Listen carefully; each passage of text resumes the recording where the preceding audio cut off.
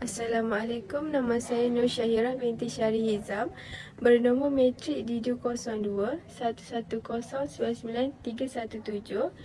Hari ini saya ingin membuat video tentang sesi bimbingan kaunseling bersama rakan saya Nur Aina binti Ali.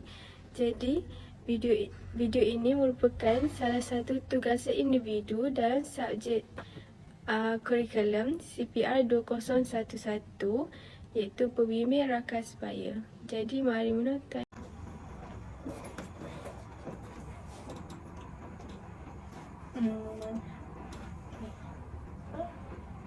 Dia dah elok. Aku boleh sebenarnya. Okey. Assalamualaikum. Aku panggil Aina lah. Assalamualaikum Aina. Salam. Ya Allah, dah kilo. Okey. Assalamualaikum Aina. Salam. Dari mana tadi? Dari rumah. Dari rumah. Aina dah sarapan? Sudah. Makan apa? Saya ada makan nasi sikit. Lepas tu adalah ambil beberapa roti, kuih macam tu. Oh, sedap. Saya nak Betul belakang saya. letak belakang. Sebelum kita memulakan sesi bimbingan kaunseling ini, saya nak memperkenalkan diri saya dulu. Nama saya Nur Syahirah binti Syari Hizam. Aina boleh panggil saya Encik Syahirah. Saya merupakan kaunselor pelatih Aina pada hari ini. Sebelum kita memulakan sesi bimbingan kaunseling pada hari ini, saya nak Aina memperkenalkan diri dulu. Okey, nama Nur Aina binti Ali. Jurusan kos Pendidikan Sejarah di Universiti Pendidikan Ustaz Idris. Dan sekarang semester 3 lah. Jadi Aina jadi cikgu lah ni? InsyaAllah. InsyaAllah. Okey Aina, sebelum itu saya ingin bertanya, Aina masih ada ibu bapa? Masih bekerja, masih sihat lagi lah. Jadi Aina ada berapa orang adik-beradik? 4 orang adik-beradik. 4 orang. 2 orang lelaki, 2 orang perempuan lah. Jadi Aina anak nombor? Anak yang pertama. Pertama, sulung. Okey. Saya ingin bertanya, Aina pernah tak hadir ke sesi bimbingan sebelum ini? Tidak. Tak pernah? Tak pernah. Oh, jadi adakah Aina cakap Aina tak pernah menghadiri sesi bimbingan kaunseling sebelum ini. Jadi Aina faham tak apa itu kaunseling? Bagi saya, kaunseling macam bagi nasihat. Lepas tu minta pendapat dia, macam kita ada masalah, minta tanya daripada kaunselor tu, macam tolong kita selesaikan masalah tu. Dan dia lebih pada nasihat lah. Nasihat. So betul lah apa yang Aina cakap tu, sangat tepat. Macam komunikasi ni kaunseling ni sebenarnya macam cara kita berkomunikasi, macam mana hendak menyelesaikan masalah. Jadi sebenarnya sebelum kita memulakan sesi bimbingan kaunseling ini, saya nak beri peredah sedikit lah tentang kaunseling ini apa. Kaunseling ini merupakan sebenarnya kaunseling ini terbahagi kepada 2 bahagian, iaitu kaunseling secara berkelompok dan kaunseling secara berindividu. Jadi sekarang yang kita lakukan sekarang ini merupakan kaunseling secara individu, di mana saya merupakan kaunselor pelatih Aina dan Aina merupakan klien saya secara bersemuka. Jadi tanggungjawab saya adalah untuk mencari jalan penyelesaian ke atas isu yang Aina akan utarakan sebentar nanti. Dan kita cuba sama-sama untuk capai matlamat yang Aina nak dalam isu ini. Okey, jadi Aina dalam kaunseling ini mempunyai satu etika, iaitu etika kerahsiaan, di mana isu yang Aina utarakan nanti, saya tidak akan membawa isu tersebut keluar daripada sesi bimbingan kaunseling ini. Dan Aina jangan risau, dan jika isu itu membawa kemudaratan kepada saya dan kepada Aina, saya akan membawa isu ini luar daripada saya akan bawa isu ini ke pihak atasan ataupun pihak berkuasa. Jadi Aina boleh ikut? Boleh. Okey, bagus. Jadi sebelum kita dan sesi kaunseling ini dia berlangsung ataupun dia bermula antara 1 jam 30 minit sehingga 1 jam setengah. Okey. Jadi sebelum kita memulakan sesi bimbingan kaunseling ini, adakah Aina selesa dengan kedudukan sekarang? Selesa kerusi semua, selesa suhu bilik semua? Okey. Okey. Jadi sebelum kita memulakan sesi bimbingan kaunseling ini, saya ingin bertanya, sepanjang umur 21 Aina, apakah kekuatan yang Aina sedar yang Aina dapati yang ada dalam diri Aina? Sebenarnya macam saya boleh bercakap, tapi dalam masa yang sama ada perasaan gugup jugalah. Bila nak berjumpa dengan orang tu, ataupun lagi bila nak present tu, macam benda tu agak Kekuatan Aina? kekuatan. Kekuatan. Saya boleh bercakap. Boleh bercakap. Lah. Cuma perasaan gugup tu agak tak boleh lah. Saya boleh buat. Saya boleh buat lah. Tapi dari segi gugup tu agak kuat jugalah. Dalam masa sama dia macam balance benda tu. Tapi saya nak bercakap. Saya boleh bercakap dengan orang. Boleh bercakap. Boleh. Jadi umum mengetahui bahawa setiap manusia yang ada kat dalam muka bumi ni dia ada kekuatan dan kelemahan. Jadi apakah kelemahan yang Aina sedar yang ada dalam diri Aina, dan kelemahan tersebut Aina nak perbaiki? Apa yang saya rasa gugup tu agak, itulah kelemahan saya lah. Bila nak cakap dengan orang yang tak kenal, dengan jumpa dengan khalayak ramai ke, ataupun lagi-lagi macam orang mati kita tu agak terus shaking, and then berpeluh tangan. Benda tu agak sedikit mengganggu lah. Kalau boleh saya nak hindarkan ataupun nak membantu dari segi mengurangkan dari segi gementar, dari segi nak gugup tu macam boleh bercakap. Saya nak bercakap, tapi perasaan gementar tu telah menjadi halangan saya. So benda tu saya rasa nak perbaiki dan nak kurangkan tak apa. Okey, jadi kita boleh mulakanlah sesi bimbingan kaunseling kita ini. Jika Aina sudah bersedia, Aina boleh utarakan apakah masalah yang Aina hadapi sekarang ini. Okay, masalahnya saya ingin meminta macam tahulah daripada pendapat ataupun tak kisah saya ingin meluah ke. Sebenarnya saya rasa macam agak gementar saya telah di tahap yang tak dapat dikawal lah. So benda tu saya rasa macam serius. So saya kena utarakan ataupun saya rasa macam nak minta pendapat daripada siapa-siapa. So saya rasa macam benda tu akan rasa terlepas lah. Sehingga saya dapat meluah lah. So apa yang saya rasa gementar tadi tu, sampai kan saya bercakap pun sampai orang tak faham. So benda tu saya rasa macam tak saya kena saya kena elakkan daripada benda tu. Tangan saya berpeluh. Saya rasa macam tak mampu nak buat. Sedangkan dalam hati saya nak cakap macam tu.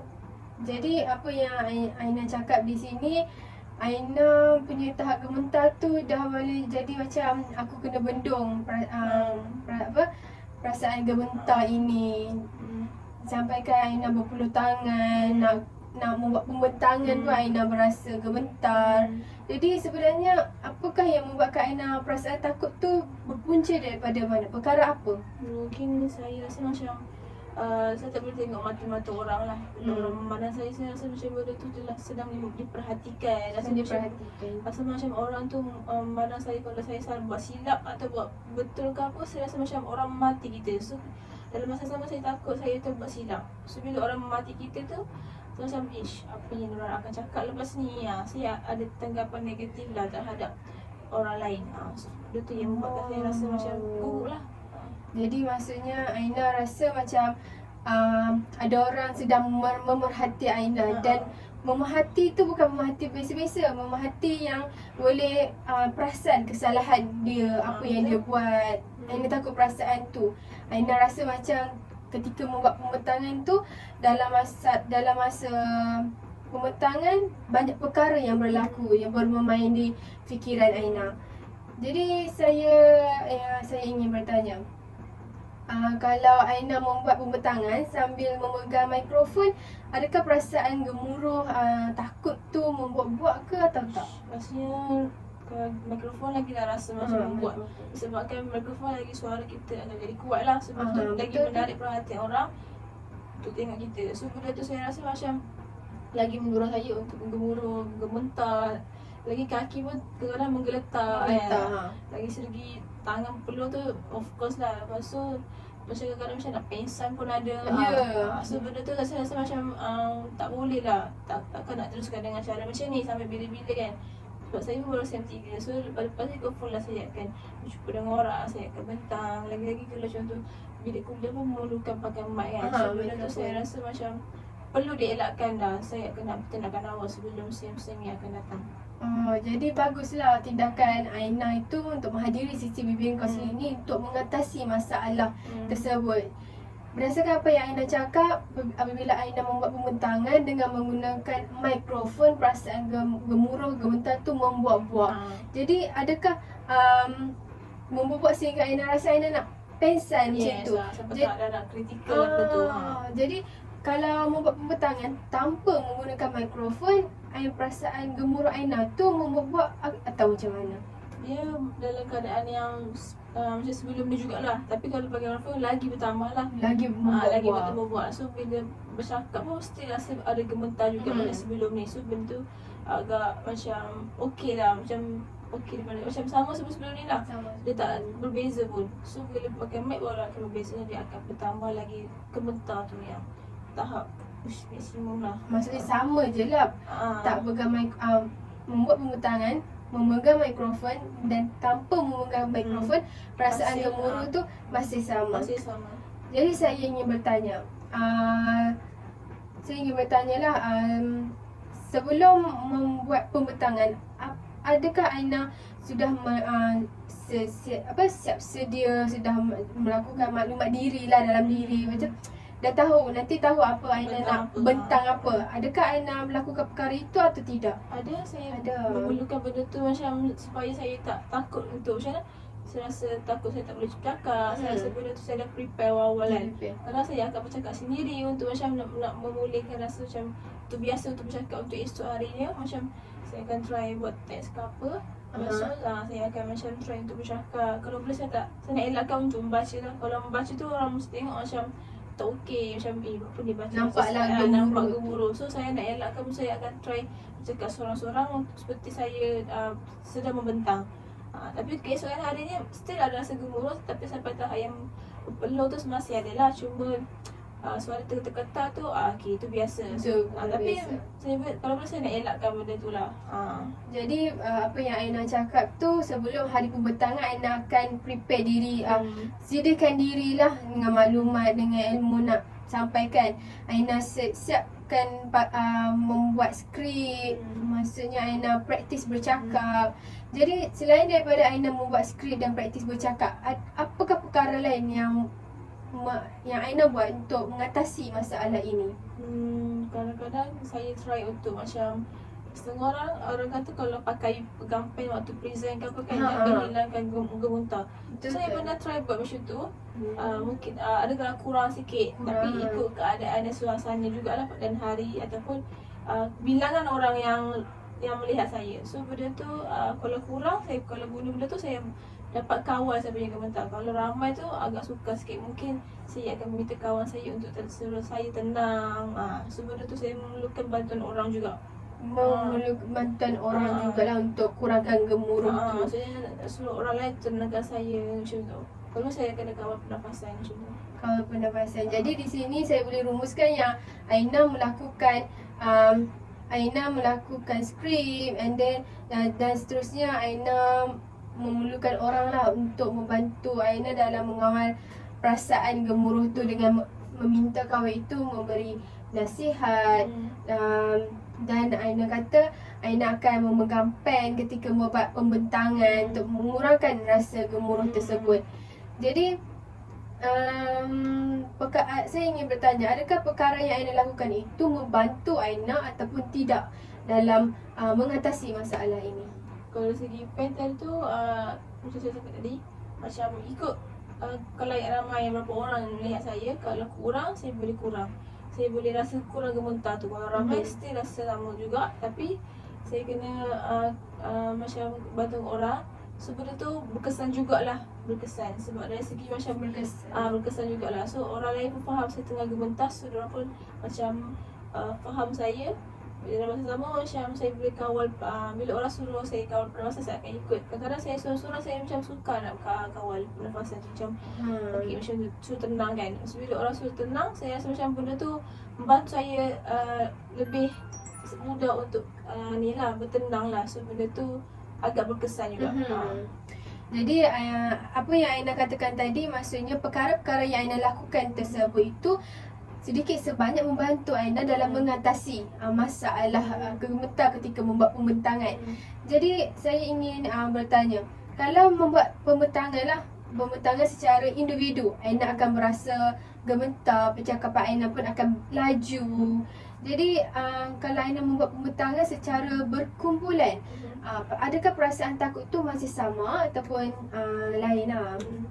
Saya rasa macam kalau individu lagi sedikit takut lah daripada yang kumpulan. Kumpulan tu saya rasa macam benda tu ada yang ditemani lah. Kalau dalam saya akan suruh kawan saya yang tendangkan saya. Kalau seorang-seorang tu saya akan try untuk bermain pen. Saya benda tu macam aku seorang-seorang, so aku kena kena dia sendiri yang kena usahakan untuk tenangkan diri. So saya macam berfikiran macam tu. So saya rasa better lagi berkumpulan daripada group lah. Saya rasa maksudnya di sini macam Aina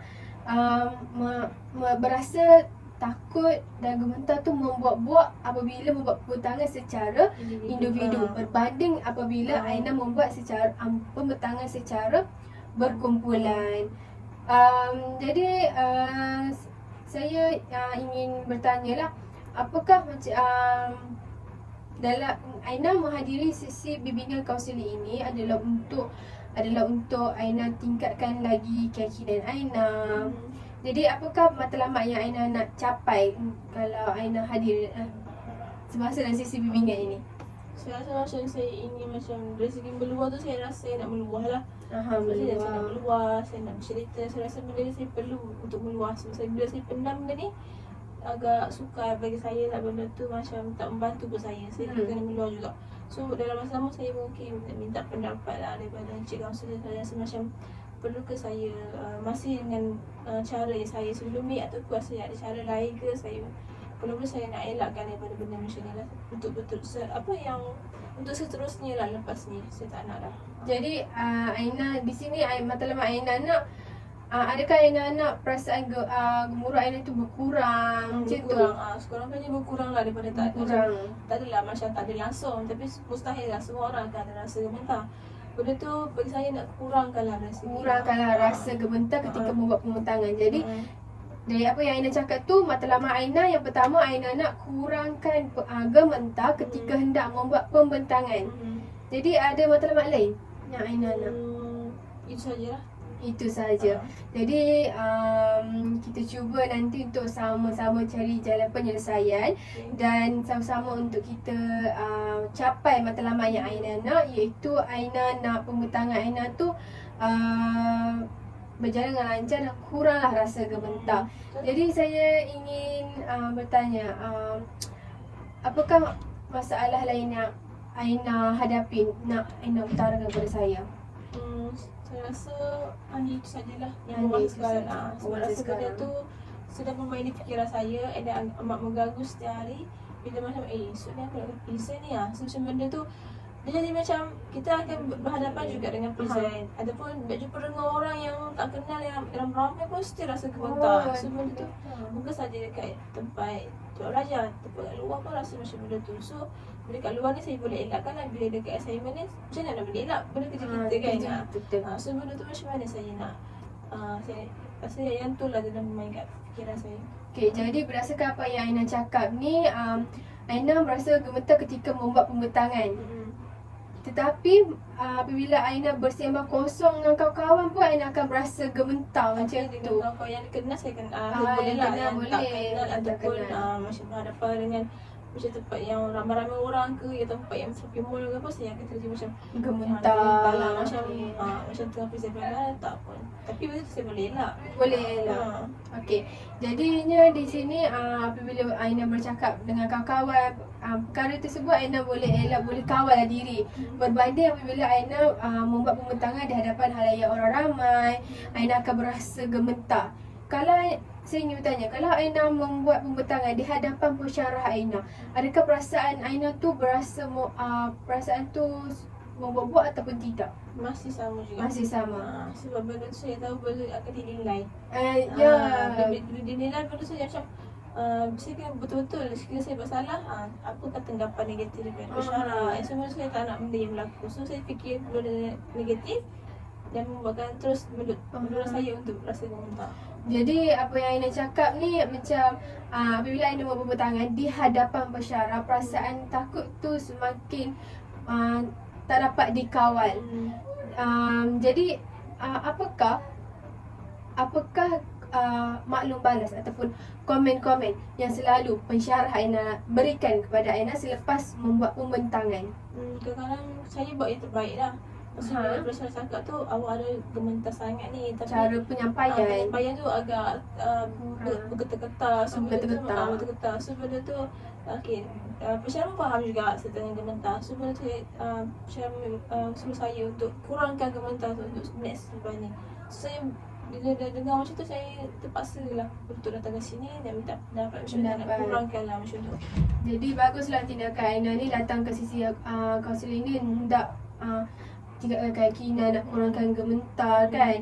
Jadi Aina ada cakap yang tadi apabila Aina membuat pembentangan di hadapan pensyarah, perasaan tu lagi membuat-buat sebab kita tahu bahawa pensyarah tahu apa yang kita nak sampaikan.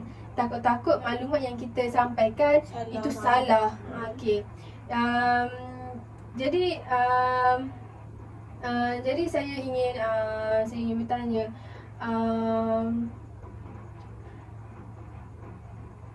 saya ingin bertanya lah, selepas Aina mendapat komen dan maklum balas daripada pensyarah Aina, adakah Aina rasa Aina boleh tingkatkan tidak Aina punya pembentangan selepas ini? Saya rasa dapat ditingkatkan disebabkan orang dah komen kita. Bila kita bentang, tak pun nak komen kita sebenarnya.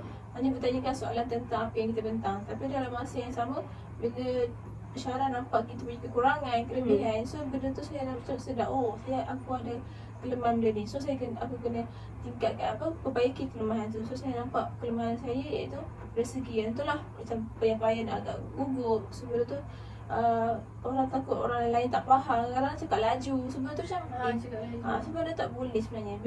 Yang pasti bila kita bentang atau bercakap dengan orang, pastikan orang tu yang faham apa yang kita cakap.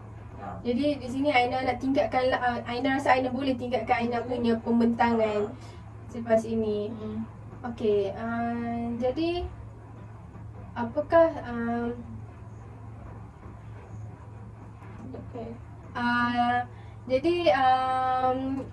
kita cuba sama-sama untuk capai matlamat yang Aina nak, iaitu Aina nak pembentangan Aina ni, Aina nak kurang rasa gemetar ketika hendak membuat pembentangan.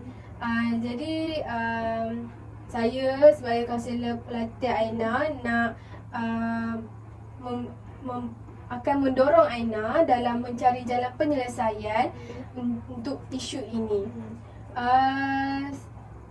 Saya akan memberi beberapa nasihat kepada Aina supaya Aina boleh praktikanlah nasihat ataupun tips yang saya berikan ini untuk kurangkanlah rasa gemetar ketika hendak membuat pembentangan.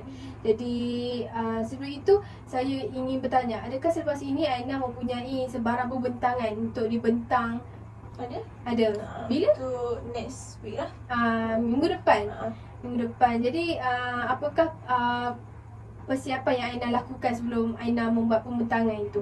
Saya akan buat itulah note macam biasa lah. Note macam biasa.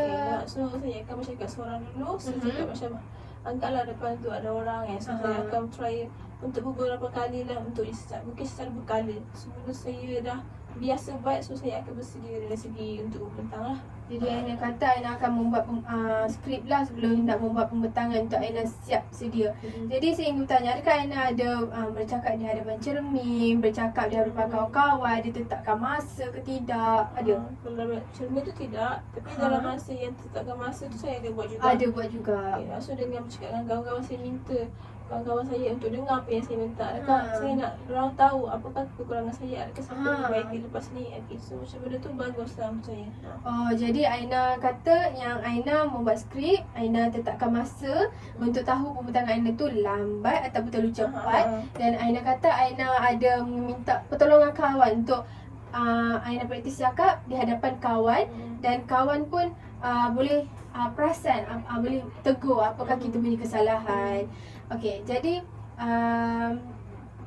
kita cuba untuk selesaikan masalah Aina. Jadi di sini saya ada 6 cadangan lah yang Aina boleh praktikkan. Okey, yang pertama Aina boleh bersedia ketika hendak sebelum membuat pembentangan. Bersedia dari segi apa? Maksudnya bersedia dari segi mental, fizikal Aina, dari segi maklumat Aina. Seperti Aina buat tu, membuat skrip, macam tu lah bersedia. Jadi bila Aina sudah bersedia, Aina punya pembentangan pun maksudnya bila Aina sudah bersedia, keyakinan Aina pun tinggi dan Aina punya pembentangan pun boleh dikurangkan. Dan yang kedua, Aina boleh berfikiran positif. Sebab kita tahu bahawa bila Aina berfikiran positif, Aina tenangkan hati. Bila berfikiran positif tu, keyakinan Aina tu tinggi dan perjalanan pembentangan Aina pun akan berjalan dengan lancar. Jadi bila fikiran, maksudnya Aina menyifatkan diri Aina tu dengan perkara-perkara yang positif, hasilnya pun akan positif. Yang ketiga, Aina boleh fokus pada pernafasan. Yang pernah Aina cakap, Aina pernah fokus pada pernafasan, di mana kita tahu bahawa kita berasa gemuruh, kita punya pernafasan pun tidak terkawal lah, macam terumbang-ambing. Jadi perasaan gemuruh tu lagilah membuat-buat. Apabila Aina membuat pembentangan, fokus pada pernafasan, di mana Aina tarik nafas, hembus nafas, dan Aina hendaklah melakukan perkara tersebut berulang-ulang kali sehingga Aina rasa diri Aina tu tenang. Jadi perasaan gemuruh tu kurang. Yang keempat, Aina punya pakaian pun memberi faktor kepada Aina punya hasil pembentangan. Di mana kita tahu bahawa apabila Aina gemuruh, kadar pengeluaran peluh tu akan meningkat. Jadi ianya memberi kesan yang tidak selesa pada diri dan gemuruh tu membuat-buat. Jadi Aina hendaklah memakai pakaian yang tidak ketat, yang memberi Aina keselesaan, yang memberi Aina bernafas. Jadi di sini Aina kuranglah rasa gemuruh. Dan yang kelima, Aina boleh memberi motivasi ataupun semangat kepada diri Aina. Sebagai contohlah, sebelum Aina membuat pembentangan, Aina bercakap di hadapan cermin. Aina cakaplah pada diri Aina, contohnya macam you can do it, never ever give up. Jadi perkataan-perkataan semangat itu memberi sedikit sebanyak memberi keyakinan dalam diri Aina. Ianya dapat memberi kesanlah untuk kurangnya gemuruh, perjalanan pembentangan Aina tu berjalan dengan lancar. Dan yang terakhir, Aina boleh kurangkanlah pergerakan dalam ketika hendak membuat pembentangan. Macam sedikit, jika Aina membuat banyak sangat pergerakan ketika membuat pembentangan kan, kawan-kawan Aina pun boleh perasan yang Aina ni sedang gemuruh. Jadi sedikit tips lah, Aina boleh berdiri tegak dan memegang pensel atau pen yang seperti Aina cakap tu. Jadi perkara tersebut dia dapat kurangkan gementar dan perjalanan pembentangan Aina berjalan dengan lancar. Jadi itu sahajalah 6 cadangan yang saya boleh cuba sampaikan kepada Aina, dan di mana Aina boleh praktikkan sebelum hendak membuat pembentangan. Jadi Aina boleh ikut? Boleh. Jadi saya ingin bertanya, apakah tindakan seterusnya yang Aina akan lakukan selepas menghadiri sesi bimbingan kita ini, dan juga harapan Aina lah? Saya rasa saya akan try buat apa yang Cik Kaunsila kata tadi. Saya akan try. So harapan saya, memang saya harapkan benda apa yang saya try ni beri hasil yang baik lah. Maksudnya apa yang saya nak tercapai lah. So saya akan ikut, try. Saya kena cuba juga benda tu, cuba juga. So adakah berhasil atau tidak, itu belakang cerita lah. Tapi asalkan dia dah cuba, apa saya harapkan berhasil lah. Berhasil. Jadi saya ingin bertanya, apakah plan 5 tahun ataupun plan 10 tahun akan datang? Saya rasa saya nak plan saya tu mungkin lebih kepada confident untuk bercakap. So, keyakinan lah. Sebab ikut course yang saya ambil ni, saya kena bercakap dengan orang juga. Betul. Benda tu saya kena so saya kena macam praktik dari mula lah. Dari awal, walaupun dah terlambat mungkin SEM 1 dah saya kena buat lah macam ni. Tapi dah SEM 3, so saya rasa macam agak sedikit terlambat. Tapi tak terlambat ke yang sampai tahap yang lulus SEM lah. So benda tu saya harapkan saya boleh bercakap dengan orang. Tak kisah, saya ada confident yang boleh bercakap dengan orang. Okay, jadi saya rasa masa pun telah pun mencemburui kita. Kita boleh tamatkanlah sesi bimbingan kaunseling kita ini. Boleh? Okey, jadi saya doakan semoga kehidupan Aina lebih cerah pada masa yang akan datang, dan pembentangan Aina pada masa akan datang akan berjalan dengan lancar. Dan jadi saya ulang sekali lagi bahawa sesi bimbingan kaunseling kita ini, isu yang Aina utarakan dalam sesi bimbingan kaunseling kita ini, saya tidak akan membawa isu tersebut luar daripada sesi ini. Aina jangan risau, saya tidak akan bawa keluar isu ini. Namun jika isu ini membawa kemudaratan kepada saya dan kepada Aina, saya akan membawa isu ini ke pihak atasan ataupun pihak berkuasa. Boleh? Terima kasih sekali lagi saya ucapkan kepada Aina kerana memilih saya sebagai kaunselor pelatih Aina pada hari ini, dan terima kasih hadir ke sesi bimbingan kita ini.